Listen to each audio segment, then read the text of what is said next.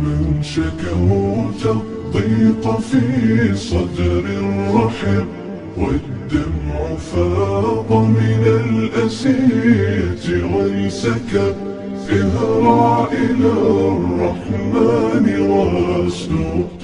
الحمد لله رب العالمين حمدا كثيرا طيبا مباركا فيه، وأشهد أن لا إله إلا الله وحده لا شريك له، وأشهد أن محمدا عبده ورسوله। أما بعد, প্রিয় ভাই বোনেরা, আজকে আমরা এমন একটি বিষয় নিয়ে আলোচনা করব যে বিষয়টি আমাদের অবস্থা ভেদে পর্যায়ক্রমে ছোট বড়, নারী পুরুষ, আলেম জাহেল সকলের জন্যই প্রয়োজন। আর সেই গুরুত্বপূর্ণ বিষয়টি হচ্ছে জিহাদুন নফস তথা নফসের বিরুদ্ধে জিহাদ করা। আল্লামা ইবনুল কাইয়িম রাহিমাহুল্লাহ তার প্রসিদ্ধ গ্রন্থ জাদুল মাআদে বর্ণনা করেন, ইন্না জিহাদান নফসি আলা আরবাআতি মারাতিব, নিশ্চয়ই নফসের জিহাদের চারটি স্তর রয়েছে। আউয়ালান তাআল্লুমুল হুদা, এক নম্বর হিদায়াত সম্পর্কে জ্ঞান অর্জন করা, হিদায়াত সম্পর্কে জানা। সানিয়ান ওয়াল আমালু বিহাদাল ইলম, দুই নম্বর এই ইলম অনুযায়ী আমল করা। সালিসান ওয়াদ দাওয়াতু ইলাইহি, তিন নম্বর যে ইলম অর্জন করেছে সেদিকে মানুষদেরকে আহ্বান করা। রাবিআন الصبر على المشاق التي تواجه هذا الانسان في طريقه, এই দাওয়াতের পথে যে সকল বিপদ আপদ আসবে সেক্ষেত্রে ধৈর্য ধারণ করা। প্রিয় ভাই বোনেরা, শুরুতেই বলে নেই, আমাদের এই নফসের বিরুদ্ধে জিহাদ এটা একদিন, দুদিন, এক মাস, 2 মাস, 1 বছর, 2 বছরের কোনো বিষয় নয়, বরং নফসের বিরুদ্ধে আমাদের এই জিহাদ মৃত্যুর আগ পর্যন্ত চলতে থাকবে।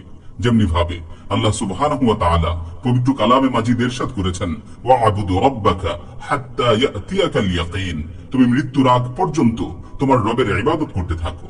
সুতরাং আমরা মৃত্যুর আগ পর্যন্ত, এই দুনিয়া থেকে বিদায় নেওয়ার আগ পর্যন্ত আমাদের নফসের বিরুদ্ধে জিহাদ করতে থাকবো ইনশাআল্লাহ। প্রিয় ভাই বোনেরা, আজকে আমরা আমাদের এই আলোচনায় ইবনুল কাইয়িম রাহিমাহুল্লাহর সংক্ষিপ্ত কথার বিশদ বিশ্লেষণ করব ইনশাআল্লাহ। তিনি নফসের জিহাদের 4টি স্তরের কথা বর্ণনা করেছেন। এর মধ্য থেকে প্রথম স্তর হলো তাআল্লুমুল হুদা, হিদায়াত সম্পর্কে জ্ঞান অর্জন করা। অর্থাৎ প্রথমেই আপনাকে দ্বীনের জ্ঞান অর্জন করতে হবে। দ্বীনের জ্ঞান অর্জনের জন্য নফসের বিরুদ্ধে জিহাদ করতে হবে। দ্বীনি জ্ঞান অর্জন করা এটা অনেক বড় ধৈর্যের বিষয়। এর জন্য অনেক সময় ব্যয় করতে হয়, অনেক রাত জেগে থাকতে হয়, অনেক পড়াশোনা করতে হয়, অনেক আলেমের শরণাপন্ন হতে হয়। দ্বীনি জ্ঞান অর্জনের জন্য যে কত পরিমাণ কষ্ট করতে হয় এর প্রমাণ আমরা সালাফদের জীবনীতে দেখতে পাই। তারা শুধুমাত্র একটি হাদিস সংগ্রহের জন্য মাসের পর মাস সফর করেছেন, তারপর সেই হাদিসটি সংগ্রহ করেছেন। অথচ আজকে আমাদের সামনে তাদের সংগৃহীত সেই হাদিসের কিতাবগুলো কত বিন্যস্ত রূপে রয়েছে, কত সুন্দরভাবে রয়েছে, কিন্তু সেই কিতাব থেকে ইলম অর্জনের সদিচ্ছা ও ধৈর্য আমাদের নেই। দেখা যায় অনেক মসজিদে আসরের নামাজের পর 10-15 মিনিটের তালিম হয়, দিনে বিভিন্ন বিষয়ে আলোচনা হয়। এই 10-15 মিনিট সময় আমরা ধৈর্য সহকারে ইলম অর্জনের নিয়তে সেই মজলিসে বসতে পারি না। অথচ রাসূল সাল্লাল্লাহু আলাইহি ওয়াসাল্লাম আমাদেরকে দ্বীন ইলম অর্জনের জন্য উদ্বুদ্ধ করেছেন। রাসূল সাল্লাল্লাহু আলাইহি ওয়াসাল্লাম বলেন, মান সালাকা তারিকান ইয়ালতামিসু ফীহি ইলমান সাহহালাল্লাহু লাহু তারিকান ইলাল জান্নাহ, যে ব্যক্তি জ্ঞান অর্জনের জন্য সামান্য পরিমাণ পথ অতিক্রম করে আল্লাহ তাআলা তার জন্য জান্নাতের পথকে সহজ করে দেন। অন্য হাদিসে বর্ণিত হয়েছে, তালিবুল ইলমের জন্য সমুদ্রের মাছ ও গর্তের পিপিলিকারাও দোয়া করতে থাকে। একজন আলেমকে আল্লাহ সুবহানাহু ওয়া তাআলা সম্মানিত করেছেন। পবিত্র কালামে মাজিদে আল্লাহ তাআলা তার নবীকে জিজ্ঞেস করছেন, তার নবীকে প্রশ্ন করছেন, কুল হাল ইয়াস্তাউিল লাযীনা ইয়া'লামুনা ওয়াল লাযীনা লা ইয়া'লামুন, হে নবী আপনি বলুন তো, যারা জানে আর যারা জানে না তারা কি কখনো সমান হতে পারে?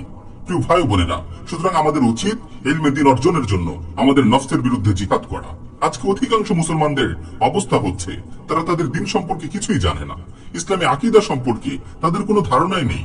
তাদেরকে যদি জিজ্ঞেস করা হয় কালিমাতুত তাওহীদ লা ইলাহা ইল্লাল্লাহর শর্তগুলো কি কি, তারা বলবে আমরা জানি না। তাদের যদি জিজ্ঞেস করা হয় তাওহীদের রকম সমূহ কি কি, তারা বলবে আমরা জানি না। তাদের যদি জিজ্ঞেস করা হয় ঈমান ভঙ্গের কারণ সমূহ কি কি, তারা বলবে আমরা জানি না। এমনি ভাবে তাদের যদি আল্লাহর কিতাব, ফেরেশতা ও নবী রাসূলদের সম্পর্কে জিজ্ঞেস করা হয় তাহলে তারা বলবে আমরা জানি না। কিয়ামতের আলামত, কবরের জীবন, পুনরুত্থান দিবস, জান্নাত জাহান্নাম সম্পর্কেও তাদের কোনো ধারণা নেই। এই হলো আকীদা সংক্রান্ত ব্যাপারে অধিকাংশের অবস্থা। অধিকাংশ মানুষ তো তার প্রতিপালক সম্পর্কেও জানে না।